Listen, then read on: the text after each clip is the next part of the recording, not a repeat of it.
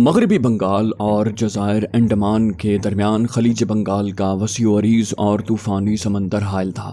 فاصلہ بھی بہت زیادہ تھا۔ کسی سٹیمر یا کشتی پر اتنا طویل اور کالے پانی کے طوفانی سمندر میں سفر کرنے کا سوال ہی پیدا نہیں ہوتا تھا۔ کمانڈو عمران انہی خیالات میں الجھا ہوا تھا کہ اسے حاجی صاحب کی گاڑی کی آواز آئی۔ حاجی صاحب کھانا لے کر آ گئے تھے۔ کہنے لگے، میں نے بمبئی ستار سیٹھ کو خفیہ پیغام پہنچا دیا ہے کہ جبران کو فوراً دلی بھیج دیا جائے۔ عمران بولا، یہ آپ نے بڑا اچھا کیا۔ کھانا کھانے کے بعد کمانڈو عمران نے حاجی صاحب کے آگے ان مسائل کا ذکر چھیڑ دیا جن پر وہ تھوڑی دیر پہلے غور کر رہا تھا اور جو اسے درپیش مشن کے سلسلے میں پریشان کر رہے تھے۔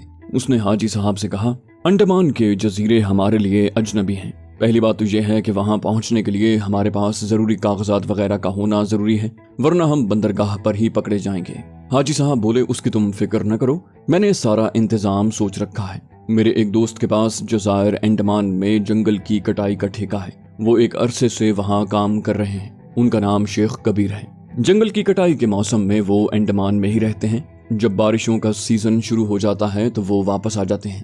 بھارتی حکومت کی طرف سے انہیں وہاں ایک چھوٹا سا بنگلہ ملا ہوا ہے جہاں وہ 6 ماہ اکیلے رہ کر کٹائی کے کام کی نگرانی کرتے ہیں۔ شیخ صاحب کے بیوی بچے یہاں دلی میں ہی رہتے ہیں۔ انڈمان میں بارشوں کا موسم ختم ہو رہا ہے اور چند دنوں کے بعد درختوں کی کٹائی کا سیزن شروع ہو جائے گا۔ میں ان کو سب کچھ سمجھا لوں گا۔ وہ سچے مسلمان ہیں۔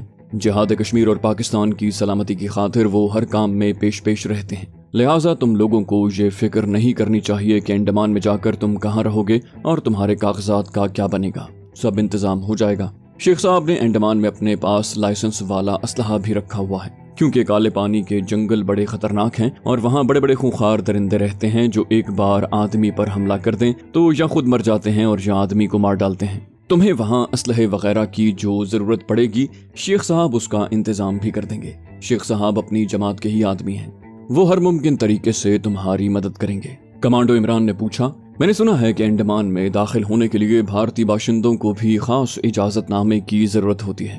حاجی صاحب بولے، یہ آپ نے کہیں سے بالکل غلط سنا ہے۔ بھارت میں رہنے والا جزائر انڈمان میں بلا روک ٹوک داخل ہو سکتا ہے۔ البتہ وہاں بندرگاہ کے حکام آنے والے سے یہ ضرور پوچھتے ہیں کہ وہ کتنے دن انڈمان میں قیام کرے گا اور وہاں کس کے ہاں قیام کرے گا۔ اس کا انتظام ہم کر دیں گے۔ آپ دونوں شیخ کبیر کے کارندے بن کر جائیں گے۔ شیخ صاحب کی طرف سے میں آپ کو ان کے انڈمان والے آفس میں تقرری کے کاغذات بھی لے دوں گا۔ آپ ٹھہریں گے بھی شیخ صاحب کے کوارٹروں میں۔ میرا خیال ہے اب تمہاری تسلی ہو گئی ہوگی۔ کمانڈو عمران کی واقعی تسلی ہو گئی تھی۔ حاجی صاحب نے ان کے تقریباً سبھی مسائل حل کر دیے تھے۔ حاجی صاحب نے عمران سے کہا، یہاں پیچھے ایک میدان ہے، اس کی دوسری طرف ایک چھوٹی سی آبادی ہے۔ تم صبح کو وہاں جا کر ناشتہ بھی کر سکتے ہو اور دوپہر کا کھانا بھی کھا سکتے ہو، مگر تمہیں بڑا محتاط ہو کر جانا ہوگا۔ میں کل رات کو مہدی صاحب کے ہمراہ آؤں گا۔ یہ کہہ کر حاجی صاحب چلے گئے۔ اگلے روز رات کو وہ مہدی صاحب کو ساتھ لے کر آئے۔ مہدی صاحب کہنے لگے، انڈمان میں مہاشکتی نام کی یہ ایٹمی آرسنل فیکٹری سب سے بڑے جزیرے کے جنوب میں ایک جنگل میں واقع ہے۔ یہ مقام چاروں طرف سے چھوٹی چھوٹی پہاڑیوں میں گھرا ہوا ہے۔ وہاں پہنچنے کے لیے ایک تیز رفتار ندی کو بھی عبور کرنا پڑتا ہے۔ اس کے علاوہ پہاڑی پگڈنڈیاں بڑی دشوار گزار ہیں۔ فیکٹری کو آباد علاقے سے ملانے والی صرف ایک ہی سڑک ہے جس پر سے کسی شہری کو گزرنے کی اجازت نہیں، اس لیے تم لوگوں کو پہاڑی راستوں سے جانا ہوگا۔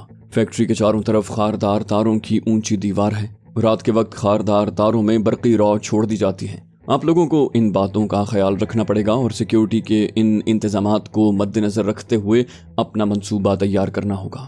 جو خفیہ دستاویز میں دیکھ کر آ رہا ہوں ان کے مطابق فیکٹری میں اس وقت تک ایٹم بم کو چلانے والا نیوٹریم آکسائڈ کی پہلی کھیپ تیار ہو چکی ہوگی، جسے فیکٹری کے تہہ خانے میں سٹور کر دیا گیا ہے۔ اس مہاشکتی فیکٹری کے بارے میں جتنی معلومات حاصل کر سکا ہوں وہ میں نے تمہیں بتا دی ہیں۔ اب آگے جو کچھ کرنا ہے تم لوگوں کو خود ہی کرنا ہوگا۔ کمانڈو عمران کے ذہن کے کمپیوٹر نے ان ساری معلومات کو اپنے اندر موصول کر لیا تھا۔ اس کے بعد مہدی صاحب نے حاجی صاحب سے کہا، مجھے جلدی واپس جانا ہے۔ حاجی صاحب اٹھ کھڑے ہوئے۔ عمران سے کہا، میرا خیال ہے کمانڈو جبران کل شام تک دلی پہنچ جائے گا۔ جیسے ہی وہ آیا میں اسے لے کر تمہارے پاس آ جاؤں گا۔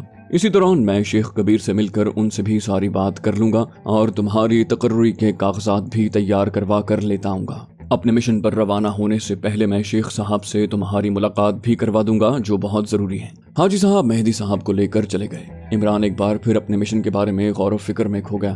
उसे अपने दोस्त और साथी कमांडो जिब्रान का शिद्दत से इंतजार था। उसके साथ मिलकर ही कोई खत्मी मंसूबा तैयार किया जा सकता था। दूसरे रोज शाम का अंधेरा होने के बाद हाजी साहब आए तो उनके साथ कमांडो जिब्रान भी था। दोनों दोस्त गले लगकर मिले।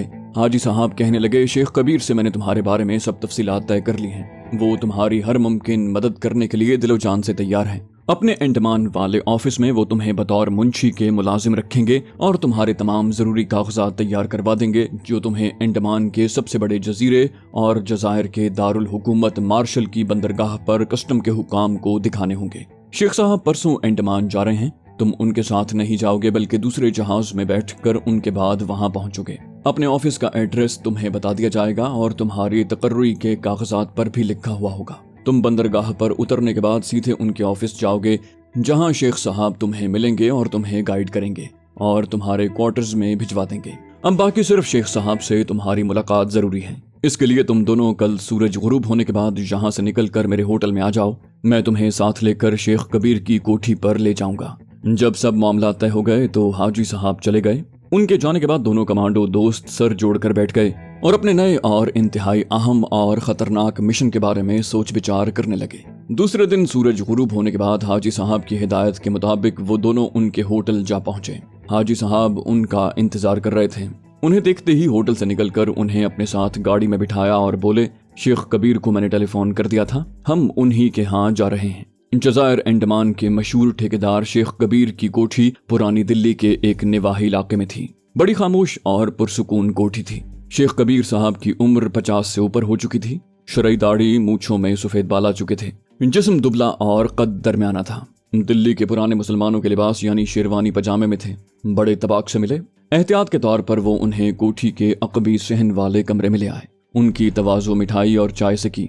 जब नौकर वगैरह बर्तन उठाकर चले गए तो वो उनकी तरफ मुतवज्जे हुए। सबसे पहला सवाल ये किया, कभी जजायर अंडमान जाना हुआ है तुम्हारा? उसे काला पानी भी कहते हैं। इमरान ने मुस्कुराकर कहा, बचपन में सुना था कि जिसे अंग्रेज हब्से दवाम की सजा सुनाता था उसे काले पानी भेज दिया जाता था। शेख साहब हंस पड़े, बोले, बिल्कुल ठीक सुना तुमने। अब भी सूरत हाल तकरीबन यही है वहाँ। अगरचे जेलों में वो पहले वाली रौनक नहीं है, लेकिन भारतीय हुकूमत अपने सियासी दुश्मनों और खतरनाक मुजरिमों को काले पानी मुंतकिल कर देती है। लेकिन ऐसा कभी कभार ही होता है। अंग्रेजों के ज़माने में काले पानी में जेल तो ज़रूर थी, मगर कैदियों को इजाज़त थी कि वो जेल के बाहर रहकर जजीरे में मेहनत मजदूरी और छोटा मोटा कारोबार कर सकते थे। गर्ज़े के बाज़ कैदी वहाँ शादियाँ भी कर लेते, क्योंकि ये उम्र कैद के कैदी होते थे। उनमें से बाज़ इंडिया से अपने बीवी बच्चों को भी वहाँ बुला लेते। वहाँ उन्हें हर जगह आने जाने की इजाज़त थी। सिर्फ खतरनाक कैदियों को जेल में रखा जाता था। उस जमाने के कैदियों की कुछ औलादें आज भी पोर्ट ब्लेयर अंडमान के अहम और सबसे बड़े जजीरे में आबाद हैं और कारोबार करती हैं। अंडमान की सबसे बड़ी आफत और मुसीबत वहाँ की आबो हवा है। तकरीबन सारा साल बारिशें होती रहती हैं, जिसकी वजह से हब्स की फजा रहती है। जंगलों की तरफ से रात को मलेरिया वाले मच्छर हमला करते हैं। खैर अब तो वहाँ काफी सहूलत हो गई है, वरना अंग्रेज के जमाने में वहाँ गंदुम तक नहीं मिलती थी। हर कोई चावल ही खाता था। अब गंदुम भी भारत से पहुंच जाती है। मैं भी यही कारोबार करता हूँ। ये इमारती लकड़ी जंगल में कटाई और चिराई के बाद भारत भेजी जाती है। वहाँ जंगल बड़े घने हैं और जहरीले कीड़े मकोड़ों से भरे हैं। शेर और रीछ कभी कभार देखने में आते हैं, मगर हाथी आम पाए जाते हैं। उन जंगलों में झीलें, दलदलें और तेज रफ्तार नदियां बहती हैं।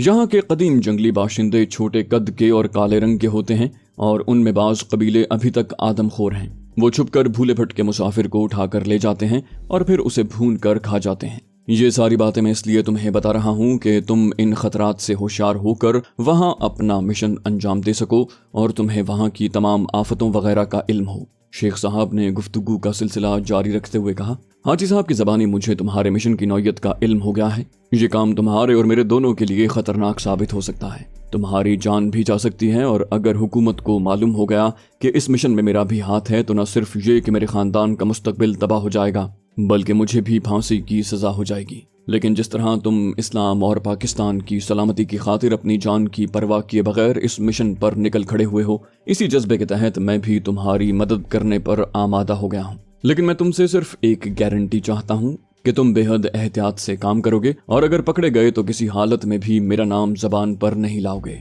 इसे तुम मेरी बुज़दिली समझ लो, मेरी खुद गर्जी समझ लो, चाहे कुछ भी समझ लो, मगर तुम्हें ये गारंटी देनी पड़ेगी। क्या तुम मुझे ये गारंटी दे सकते हो? کمانڈو عمران نے کہا، میں اور کسی طرح آپ کو یقین نہیں دلا سکتا، صرف اتنا ہی کہوں گا اور اپنے ساتھی کمانڈو جبران کی طرف سے بھی کہوں گا کہ ہم خدا کو حاضر ناظر جان کر اقرار کرتے ہیں کہ اگر ہم پکڑے گئے تو دشمن کی اذیتیں سہتے سہتے موت کو گلے لگا لیں گے، لیکن آپ کا نام زبان پر نہیں لائیں گے۔ اس سے زیادہ میں کچھ نہیں کہہ سکتا۔ شیخ کبیر نے برجستہ کہا، بس مجھے یقین آ گیا ہے۔ اب ایسا ہے کہ میں تمہیں ایک کاغذ پر ٹائپ کیا ہوا ملازمت کا تقرر نامہ دوں گا، تم دونوں اسے اپنے پاس رکھ کر اپنے طور پر انڈمان کے لیے روانہ ہو جاؤ گے۔ میں تم سے پہلے وہاں پہنچ چکا ہوں گا۔ تم پورٹ بلیئر کی بندرگاہ پر یہ تقرر نامہ دکھا کر میرے پورٹ بلیئر والے ہیڈ آفس پہنچ جاؤ گے اور وہاں کام شروع کر دو گے۔ تمہاری رہائش کے لیے میں تمہیں ایک ایسا کوارٹر دوں گا جو بھارت کی مہاشکتی فیکٹری سے زیادہ دور نہیں ہے، درمیان میں صرف ایک جنگل پڑتا ہے۔ تم وہاں آفس میں کسی کو اپنا دوست نہیں بناؤ گے، نہ کسی سے غرض رکھو گے، کسی سے زیادہ بات نہیں کرو گے، اور کوئی پوچھے کہ تم لوگ انڈیا جیسا ماڈرن ملک چھوڑ کر کالے پانی کیوں آ گئے ہو تو تم یہی کہو گے کہ ہم کالے پانی کی سیاحت کرنا چاہتے تھے، ہمارے پاس پیسے نہیں تھے، اس کا یہی ایک طریقہ تھا کہ یہاں کوئی چھوٹی موٹی نوکری مل جائے اور ہم 1-2 مہینے یہاں کی سیاحت کر کے واپس انڈیا چلے جائیں۔ تم اپنے آپ کو امبالہ وغیرہ کے مسلمان ظاہر کرو گے۔ امبالے والے جو اردو بولتے ہیں ان میں پنجابی کے الفاظ بھی ہوتے ہیں۔ باقی تمہیں وہاں ہر قسم کا اسلحہ خفیہ طور پر مل جائے گا، وہاں سوائے میرے تمہارا اور کوئی رازدار نہیں ہوگا، اور اپنا مشن مکمل کرنے کے فوراً بعد تم انڈمان سے نکل جاؤ گے۔ اگر تمہیں کچھ پوچھنا ہو یا تمہیں کوئی اعتراض ہو تو بتا دو۔ کمانڈو عمران نے جبران کی طرف دیکھا۔ جبران نے کہا، مجھے کوئی اعتراض نہیں ہے اور مجھے مزید کچھ پوچھنا بھی نہیں۔ کمانڈو عمران نے شیخ صاحب سے کہا، مجھے بھی کچھ نہیں پوچھنا اور مجھے کوئی اعتراض نہیں ہے، یہ بتائیے کہ ہمیں کب روانہ ہونا چاہیے۔ شیخ صاحب نے کہا، بھارت ایٹمی پاور بن چکا ہے اور انڈمان والی فیکٹری میں ایٹم بم کے چلانے والے مواد پر بڑے زور و شور سے کام جاری ہے۔ بھارت کے یہ سارے عزائم پاکستان اور دوسرے چھوٹے مسلمان ممالک کے خلاف ہیں۔ اس ناپاک منصوبے میں بھارت کی اسرائیل پوری مدد کر رہا ہے۔ اگر تم لوگ اس فیکٹری کو تباہ کرنے میں کامیاب ہو گئے تو یہ عالم اسلام کی سلامتی کے واسطے ایک بہت بڑا کارنامہ ہوگا۔ کمانڈو عمران نے کہا، ہم یہی عزم لے کر وہاں جا رہے ہیں، انشاءاللہ ہم اپنے مشن میں ضرور کامیاب ہوں گے۔ شیخ صاحب بولے، اللہ آپ کا حامی و ناصر ہو۔ اب صورتحال یہ ہے کہ میں 2 دن کے بعد یہاں سے انڈمان جا رہا ہوں، کیونکہ وہاں یہی 2-1 مہینے بغیر بارش کے ہوتے ہیں اور انہی دنوں میں جنگل کی کٹائی کا کام ہوتا ہے۔ تم لوگ 2 دن کے بعد یہاں سے روانہ ہو جاؤ۔ یہاں سے پہلے کلکتے جاؤ گے، وہاں سے تمہیں انڈمان جانے والا بحری جہاز مل جائے گا، ٹکٹ بھی وہیں جہاز کی کمپنی والے ہی دیں گے۔ آج کل تیز رفتار جہاز چلتے ہیں، اس موسم میں خلیج بنگال کا سمندر بھی طوفانی نہیں ہوتا۔ تم اگر صبح کے وقت کلکتے سے روانہ ہوئے تو دوسرے دن صبح کے وقت انڈمان پہنچ جاؤ گے۔ جہاز انڈمان کی سب سے بڑی بندرگاہ اور سب سے بڑے جزیرے پورٹ بلیئر پر لنگر انداز ہوتا ہے۔ میں تمہیں جو تقرر نامہ دوں گا اس میں میرے آفس کا ایڈریس لکھا ہوا ہوگا۔ پورٹ بلیئر میں ٹیکسیاں رکشے عام چلتے ہیں، تم آسانی سے میرے آفس پہنچ جاؤ گے۔ اس کے بعد تمہیں جو کچھ کرنا ہوگا وہ میں تمہیں وہاں بتا دوں گا۔ اس کے بعد شیخ صاحب نے شیروانی کی جیب میں ہاتھ ڈال کر بٹوا نکالا اور اس میں سے 100 کے 10 نوٹ نکال کر عمران کو دیے اور کہا، یہ تمہارے سفر کے ضروری اخراجات کے لیے ہیں، ان میں سے تم اپنے لیے نئے کپڑے بھی خرید لینا۔ جزیرے میں بابو لوگ زیادہ تر ٹھنڈی پتلون اور قمیص ہی پہنتے ہیں کیونکہ وہاں کا موسم خوشگوار ہوتا ہے، سردی بالکل نہیں ہوتی۔ پھر کہنے لگے، تمہاری ملازمت کے کاغذات میں کل حاجی صاحب کو پہنچا دوں گا۔ اس طویل ملاقات کے بعد حاجی صاحب کمانڈو عمران اور کمانڈو جبران شیخ صاحب سے ہاتھ ملا کر واپس چل پڑے۔ راستے میں حاجی صاحب نے کہا، شیخ صاحب بڑے دلیر مجاہد ہیں، لیکن تمہیں اپنے عہد پر قائم رہنا ہوگا۔ اگر خدا نخواستہ ایسی صورت پیدا ہو گئی کہ تم پکڑے گئے تو شیخ صاحب کے بارے میں ایک لفظ بھی زبان سے نہ نکالنا، یہی کہنا کہ تم لوگ اپنے طور پر انڈمان پہنچے تھے اور چونکہ وہاں رہنے کے لیے کسی جگہ تھوڑی بہت نوکری کی ضرورت تھی اس لیے تم لوگوں نے شیخ صاحب کے دفتر میں نوکری کر لی۔ کمانڈو عمران نے کہا، حاجی صاحب اس طرف سے آپ بالکل بے فکر رہیں، ہماری زبان پر اذیت ناک سے اذیت ناک لمحات میں بھی شیخ صاحب کا نام نہیں آئے گا۔ حاجی صاحب کہنے لگے، میں سمجھتا ہوں کہ تم لوگوں کو 2 دن میرے ہوٹل میں ہی قیام کرنا چاہیے، اوپر کی منزل والا ایک کمرہ خالی پڑا ہے، وہاں رہ لو، کل شیخ صاحب کی طرف سے تمہارے کاغذات بھی آ جائیں گے۔ 2 دن چھوڑ کر تم یہاں سے کلکتے روانہ ہو جانا۔ حاجی صاحب نے عمران اور جبران کو کلکتے کی ایک مشہور سٹیم شپ یعنی جہاز راں کمپنی کا نام اور پتہ بھی بتا دیا اور کہا کہ ان کا دفتر کرزن اسٹریٹ میں ہے، وہاں سے تمہیں جہاز کے ٹکٹ بھی مل جائیں گے اور یہ بھی علم ہو جائے گا کہ جہاز کس روز جاتا ہے۔ میرا خیال ہے کہ کلکتے سے انڈمان ہفتے میں 4 مرتبہ جہاز جاتا ہے، بہرحال یہ تمہیں وہاں پہنچ کر معلوم ہو جائے گا۔ कमांडो इमरान और जिब्रान ने हाजी साहब के होटल की दूसरी मंजिल वाले कमरे में डेरा जमा लिया। दिन के वक्त वो बिल्कुल बाहर नहीं निकलते थे। शाम के वक्त वो सिर्फ एक दिन मार्केट में गए और अपने लिए 2-2 पतलूनें, 2-2 कमीजें और दूसरी जरूरियात की चंद एक चीजें खरीदी और उन्हें अलग अलग छोटे सूटकेस में डालकर रख लिया। दूसरे रोज शेख साहब की तरफ से उन्हें मुलाजमत के कागजात भी मिल गए। ये लिफाफे में बंद एक सादा कागज था। शेख साहब ने अपने ऑफिस पैड को इस्तेमाल नहीं किया था। उस पर टाइप किया हुआ था कि इमरान और जिब्रान को ऑफिस में बतौर मुंशी और केयर टेकर के महदूद मुद्दत के लिए मुलाजिम रखा जाता है। खत कंपनी के मैनेजर की तरफ से था। नीचे मैनेजर के दस्तखत थे जो पढ़े नहीं जाते थे। साफ लग रहा था कि इस बात का एहतमाम किया गया है कि दस्तखत पढ़े न जाएं। इमरान और जिब्रान ने अपना अपना लिफाफा सूटकेस में संभाल कर रख लिया। उसके बाद एक दिन छोड़कर यानी तीसरे दिन उन्होंने हाजी साहब से इजाजत ली और कलकत्ते की तरफ रवाना हो गए। कलकत्ते पहुंचकर वो मोहतात हो गए। इसी दौरान इमरान ने सिर्फ इतना किया कि शेव बढ़ा ली ताकि वहां कोई उसे शनाख्त न कर सके, क्योंकि कुछ दिन पहले वो चंदनपुर के एमुनेशन डिपो को उड़ा चुका था और यकीनन पुलिस उसकी तलाश में थी। कलकत्ते के स्टेशन से निकलते ही उन्होंने एक टैक्सी ली और शहर के एक गुंजान आबादी वाले इलाके में आकर एक दरमियाने दर्जे के होटल में एक कमरा लिया। इमरान तो होटल के कमरे में ही रहा। उसने जिब्रान की ड्यूटी लगाई कि वो जहाजरा कंपनी के ऑफिस में जाकर टिकट भी खरीदे और ये भी मालूम करे कि जहाज किस रोज अंडमान रवाना होगा। जिब्रान को वहां कोई नहीं पहचानता था। वो दिन के 10 बजे गया और 2 बजे वापस आया। उसके पास कलकत्ते से अंडमान तक के बहरी जहाज इंदिरा के 2 3rd क्लास के टिकट थे। उसने कहा इंदिरा नाम का एक जहाज कल सुबह कलकत्ते की बंदरगाह से रवाना होगा। उसका टाइम सुबह 8:10 दिया गया है। हमें 6 बजे बंदरगाह पर पहुंच जाना होगा, क्योंकि वहां हमारा डॉक्टरी मुआयना भी होगा और इंजन वगैरह भी लगाए जाएंगे। वो रात को जल्दी सो गए। सुबह 5 बजे उठे, नहा धोकर तैयार हुए और थोड़ा बहुत नाश्ता करके टैक्सी में सवार होकर कलकत्ते की बंदरगाह खिजरपुर जेटी की तरफ रवाना हो गए। वो 5:45 बजे बंदरगाह पर पहुंच गए। टिकट दिखाकर बंदरगाह की इमारत में दाखिल हो गए। वहां एक हॉल कमरे में अंडमान जाने वाले दूसरे मुसाफिर भी मौजूद थे। बाहर आने पर इमरान और जिब्रान का मेडिकल टेस्ट हुआ और उन्हें 2-2 इंजेक्शन लगा दिए गए। इस काम से फारिग होकर वो बंदरगाह के बड़े हॉल कमरे में आकर बैठ गए। वहां और भी मुसाफिर बैठे हुए थे। उनमें सिख हजरात भी थे और पूरब के रहने वाले मजदूर लोग भी। चंद एक मारवाड़ी और गुजराती कारोबारी भी नजर आ रहे थे। औरत और बच्चे किसी मुसाफिर के साथ नहीं थे।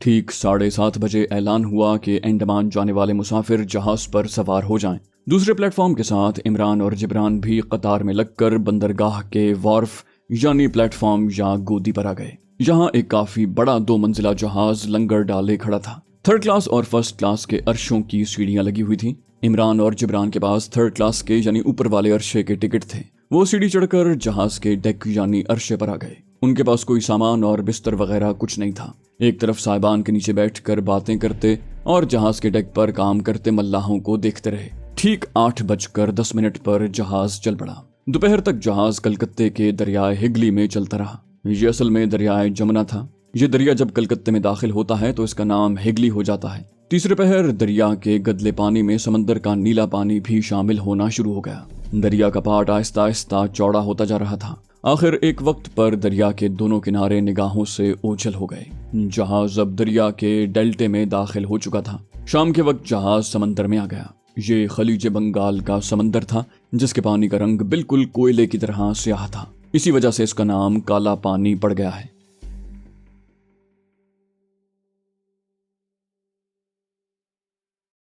दोस्तों, आप सबके बेहद इसरार पर हम इस्लामी कहानियां शुरू करने जा रहे हैं और सबसे ज्यादा जिसकी फरमाइश है वो हजरत खालिद बिन वलीद रज़ियल्लाहु अन्हु की दास्तान है। इस्लाम के बहादुर जर्नैल की दास्तान सुनने के लिए आप हमारे चैनल सिरात को सब्सक्राइब कीजिए। इंशाल्लाह आपकी दुआएं साथ रहीं तो ये सिलसिला ऐसे ही चलता रहेगा। और हमारी हौसला अफजाई के लिए आप हमारी वीडियो को लाइक और शेयर जरूर कीजिए। कमेंट करके बताइए कि आपको हमारी वीडियोस कैसी लगी। इंशाल्लाह जल्द ही अगली वीडियो में आपसे मुलाकात होगी। तब तक के लिए अल्लाह हाफिज।